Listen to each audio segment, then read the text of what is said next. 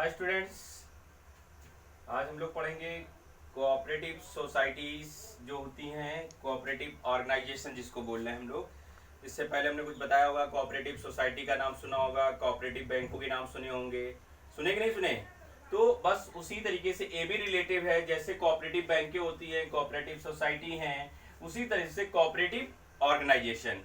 Cooperative organisation का मतलब हमारे पास क्या दे रहा है कि कोऑपरेटिव ऑर्गेनाइजेशन हमारे पास क्या है कि कोऑपरेटिव ऑर्गेनाइजेशन हम लोग को बोल सकते हैं, कोऑपरेटिव ऑर्गेनाइजेशन को बोलते हैं सहकारी संगठन। सहकारी संगठन का काम क्या होता है कि सहकारी संगठन क्या है? सहकारी संगठन मेरे पास क्या है? एक व्यवसाय का एक उपक्रम है या एक भिन्न अंग मान सकते हैं, जो मेरे पास मुख्य उद्देश्य, इसका जो मेन मोटिव ऑब्जेक्ट होता है, वो मेन ऑब्जेक्ट क्या होता है? मेन ऑब्जेक्ट होता है कि प्रॉफिट देना, ना कि लेना। यहाँ पे प्रॉफिट इसका मुख्य उद्देश्य नहीं कि लाभ कमाना नहीं होता, इसको प्रॉफिट नहीं चाहिए। कहने मतलब जो प्रॉफिट ऑर्गेनाइजेशन है, इसका ऑर्गेनाइजेशन का काम है क्या है?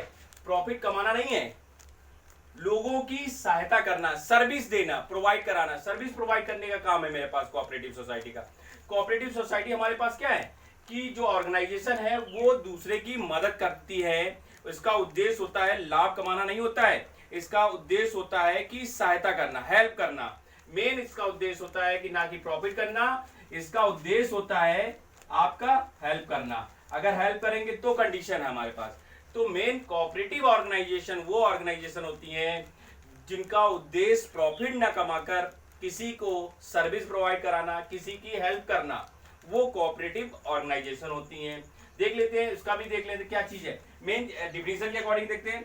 Cooperative organisation is a society which has its objectives for the promotion of economic interest of its member in accordance with the cooperative principle।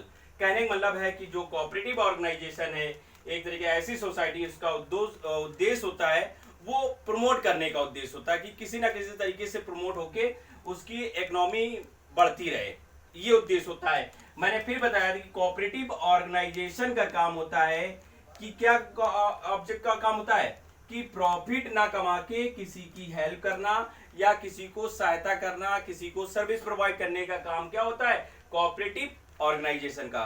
Cooperative organisation का मेन उद्देश्य जो होता है वो होता है प्रॉफिट कमाना, है ना। अगर प्रॉफिट कमाते, मेन बिजनेस का काम क्या है? प्रॉफिट कमाना। लेकिन कोऑपरेटिव ऑर्गेनाइजेशन का काम है प्रॉफिट ना कमाकर किसी की हेल्प करना, किसी की सहायता करना, वो कहलाती हैं कोऑपरेटिव ऑर्गेनाइजेशन। मेन ऑब्जेक्टिव क्या है? Objective for the promotion, objective for the promotion, promotion का काम करती है कोऑपरेटिव ऑर्गेनाइजेशन। समझ रहे बेटा?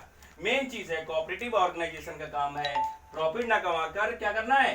हेल्प करना या सर्विस प्रोवाइड कराना, है ना। अब हम लोग देखते हैं फीचर्स ऑफ कोऑपरेटिव ऑर्गेनाइजेशन। पहली चीज क्या दिया जा रहा है? क्या करने कंडीशन देखिए, वॉलेंट्री मेरे पास एसोसिएशन।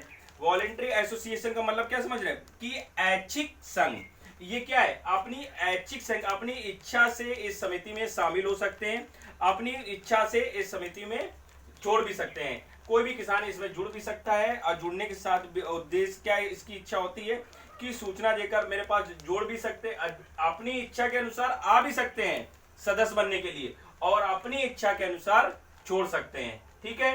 नेक्स्ट, इक्वल मेरे पास वोटिंग राइट्स, इसमें इक्वल वोटिंग राइट्स होता है। मेन जो होता है सर्विस मोटिव होता है। ठीक है बेटा। तो मेन चीज है कि अपनी इच्छा के अनुसार मेरे पास ये एक ऐच्छिक संघ होता है कि अपनी इच्छा के अनुसार जुड़ सकते हैं, अपनी इच्छा के अनुसार हट सकते हैं। इक्वल वोटिंग राइट होता है, सर्विस मोटिव होता है, और मेरे पास क्या है? डिस्ट्रीब्यूशन मेरे पास अब सरप्लस, और मेरे पास क्या है कि जो भी मेरे पास अगर डिस्ट्रीब्यूशन होगा वो सरप्लस होता है, वो इच्छा के अनुसार डिस्ट्रीब्यूट भी किया जाता है। तो ये कुछ मेरे पास दिए जा रहे हैं। मेन चीज तीन तो पॉइंट तो याद ही रखिए कि वो वॉलेंट्री मेरे पास एसोसिएशन, इक्वल वोटिंग राइट मेरे पास, सर्विस मोटिव। ठीक है बेटा। तो ये कुछ फीचर्स दिए जा रहे थे।